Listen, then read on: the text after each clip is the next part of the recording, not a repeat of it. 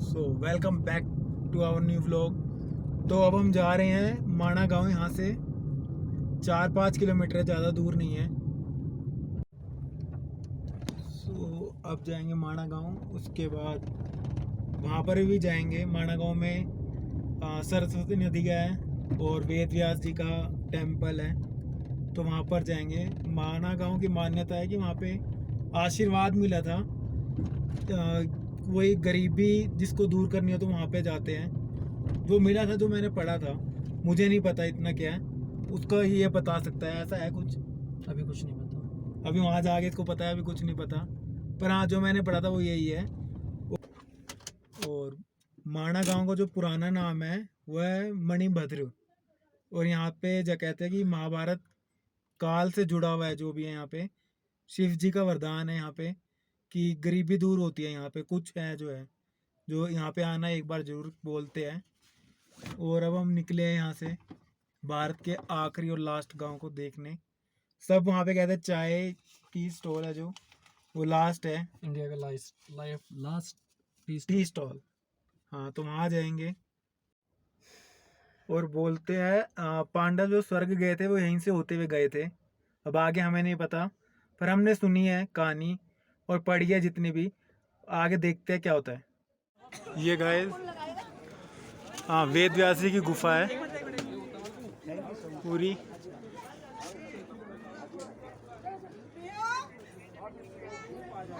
और ये जो इसके ऊपर पहाड़ है, इस पे कहते हैं 18,000 लाइनें हैं, कुछ ऐसे। कटिंग पता नहीं, अभी वो भैया बता रहे थे। तो यहाँ बैठ के गणेश जी ने और वेद व्यास जी ने, नहीं, सिर्फ वेद व्यास जी की गुफा है जहाँ पे शायद वो तपस्या और सब करते थे।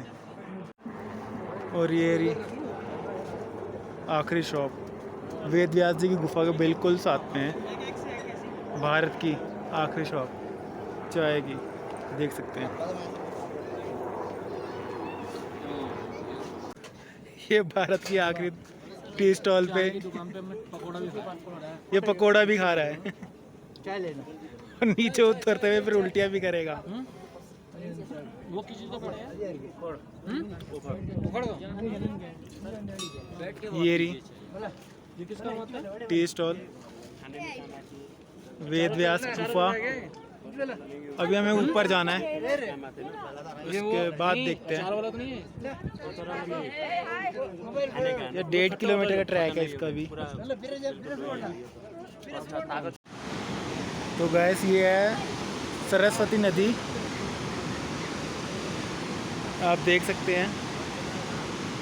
ये यहीं तक है, इससे आगे कहीं पे नहीं दिखेगी आपको, क्योंकि जब गणेश जी और वेद व्यास जी लिख रहे थे, वेद व्यास जी बोल रहे थे और गणेश जी लिख रहे थे वेद और पुराण वगैरह, तो ये बहुत ज़्यादा शोर कर रही थी। तो गणेश जी ने शांत होने के लिए अनुरोध किया था।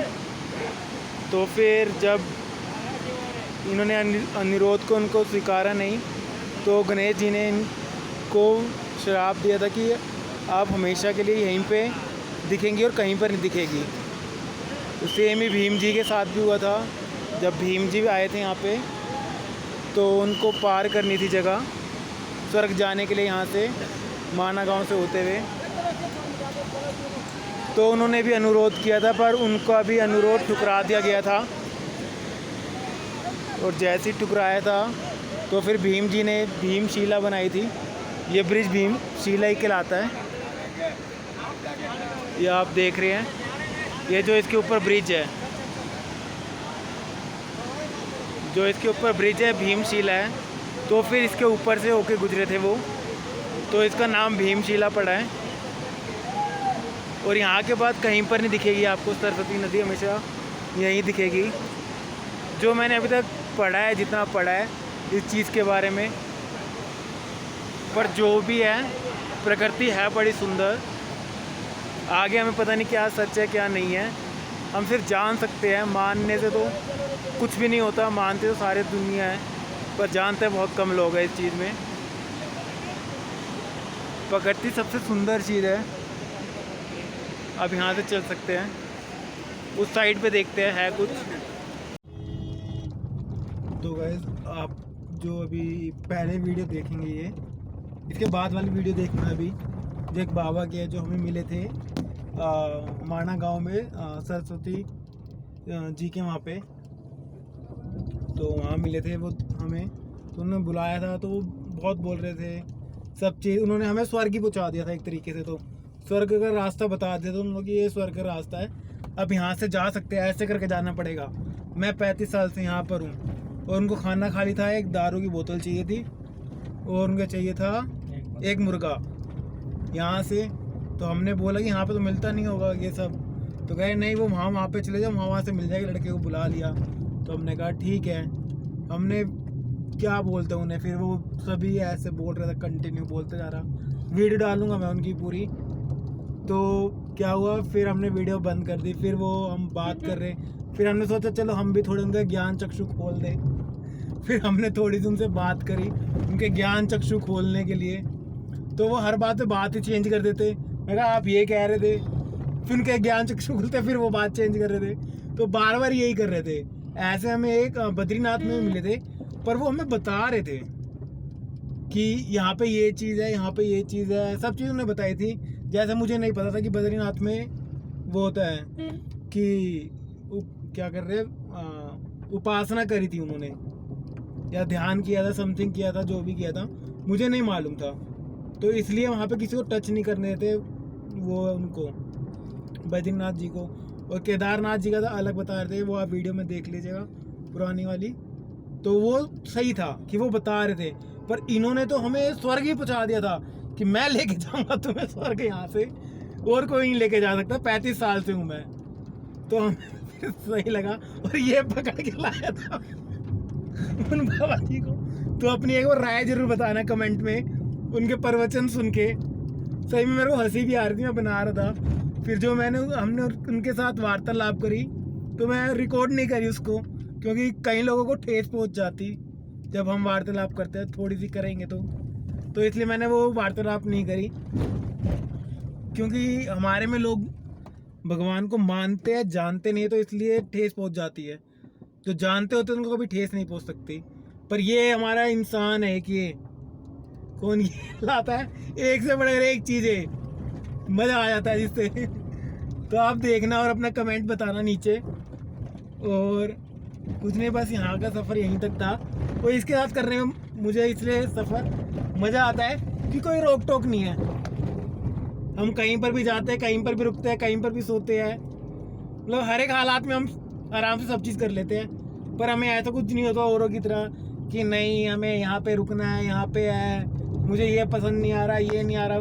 हम दोनों का सेम है, जहाँ पे भी जाओ कैसे मर्जी रह लो, वहीं पे ढल जाते हैं, बुरी से बुरी हालत में और अच्छी से अच्छी हालत में। हमारे लिए सब चीज़ सेम है। तो गैस यहाँ पे अभी हमें ये बाबा जी मिले, ये बताएंगे हमें पूरा यहाँ का कि क्या चीज़ है, यहाँ की मान्यता क्या है और क्या होता है। आपको समझना है पूरा अच्छे से। 35 साल आता हूँ, और 35 साल में अब तक नारायण के दरबार में कोई आके बैकुंठ लोक का पूजा, नहान, परिक्रमा अब तक पूरा नहीं किया। कोई भगत नहीं 200 करोड़ को अब तक मिला नहीं। क्योंकि अगर नारायण का पहला दर्शन करना है तो मणिभद्रपुरम आना है। मणिभद्रपुरम आके इंडिया का पहला संगम पे नहाना है।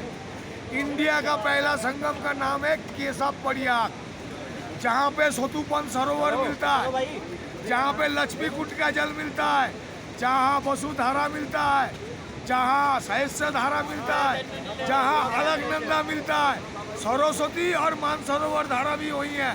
तो जब तक इंडिया की पहला संगम पे आप नहाओगे नहीं, तब तक नारायण के घर में पहला कैसे जाओगे। दूसरा है, ये नारायण ने चुरा के लिया लोग है, ये शिवलोक है, और शिवलोक का एक सेविका और एक द्वारपाल है। जब तक उनको बकरा नहीं दोगे और उनकी प्रसाद घंटियाल बाबा को दारू, तब तक आपका नारायण के घर में एंट्री नहीं होगा। सिद्धिदाता गणेश का जब तक दर्शन नहीं करोगे, आपका पूजा का पहला परिक्रमा पूरा नहीं हो सकता है। उसके बाद माता के पास बच्चा बन के आया था नारायण, तो उसके बाद माता मूर्ति का दर्शन होगा। उसके बाद नाग नागिन की जोड़ी, उसके बाद आपका ब्रह्म कपाल, फिर उसके बाद उस कुंड पे जाना है जहाँ नारायण 400 साल सोया था, और आदि गुरु शंकराचार्य ने आके उनको उस कुंड से निकाला था। तो वो कुंड है नारायण का पहला घर। अगर उस कुंड का जल आपको मिल गया तो नारायण के चरणामृत की जरूरत नहीं है। उसके बाद आदि गुरु शंकराचार्य ने भव्य मंदिर पे प्राण प्रतिष्ठा नहीं किया। वो तप्त शिला है जो नारायण की उस कुंड के अंदर है, जहाँ पे 5वीं गर्म कुंड है, उसके ऊपर आदि गुरु ने उसकी प्राण प्रतिष्ठा की है और वही उनकी पूजा चली है। भव्य मंदिर बहुत बात है बेटा। आप वो जगह का दर्शन करके आदि केदार का बात नारायण नहीं, पहले नारायण फिर आदि केदार का दर्शन है, उसके बाद भव्य मंदिर का। उसके बाद आप चरण पादुका जाओगे, चरण पादुका घूम के बामनी माता, तो आपका नारायण का दर्शन मेला पूरा होगा। और 35 साल में अब तक किसी ने किया नहीं। अभी देखो मुरारी बापू आ रहा है, राम कथा सुना रहा है और सबका 7 पुष्टि का पाप हो रहा है। अबे इतना सरोवर का जल जहाँ है, अगर एक पुण्य मिल जाए उसका 7 पुष्टा ना हो जाएगा। अब पता लाखों का फंडा चल रहा है, हम क्या करें? हम तो भाई भीख मांग दिया जाए, भगवती विशाल का नाम गाते कि नारायण का दिल वाले आए हैं शिवलोक पे, शिवलोक का दर्शन पूरा करके और नारायण को पा जाए, बस यही इच्छा है बेटा। और नारायण के घर में आओगे, घंटियाल को बकरा और दारू, और माता को जब तक बकरा नहीं दोगे आपका नारायण के घर में एंट्री नहीं होगी। नाम एंट्री नहीं होगी। आप लोग फेंक आए हो और फेंक जा रहे हो, नारायण को पता नहीं आप आए हो। तो समझ में आया बेटा? तो ये सच्चाई है, अब तक छुपी हुई है और आगे भी छुपी रहेगी। आज सेंट्रल गवर्नमेंट को देखा मैं आते हुए, तो मैं आज सच्चाई चिल्ला के बोल रहा हूँ कि चोरों का चेला चपाट है, शिवलोक का दर्शन कभी नहीं पाएगा जब तक मणिभद्रपुरम का चरणों के नीचे आके पहली बार मत्था नहीं टेकेगा। अगर पहले मणिभद्रपुरम में आके मत्था टेकेगा तो ही तुझे शिवलोक का दर्शन होगा। नारायण चोर है, चुरा के लिया लोक मिलेगा नहीं, मोमबत्ती लेके ढूंढ ले जा। तो एक गाना है, आप सुनना, अक्खा कन्वर गलीवाल का, अगर आपको अच्छा लगे, आप थोड़ा सा भी जानना चाहेंगे तो उसमें एक लाइन और बड़ी प्यारी है कि तेरे नाम दी महिमा भी रोजगार दा तंदा है। ये लाइन बहुत डीप है, पूरा गाना ही बहुत डीप है। अगर आप सुनेंगे तो एक बार सुनना जाके, तो आपको पता लगेगा कि क्या चीज़ होता है। वो समझना मत, जानना। समझने में तो आप किसी के पास जाके समझ सकते हो कुछ भी चीज़, पर जानने में आपको अपनी मेहनत लगेगी। और जानना भी नहीं, आपके पास है खाली वो सब चीज़ जो आपको जाननी है। खाली प्याज की परतें हटानी है, नीचे से वो निकल आएगा आराम से, जो आपको जानना होगा।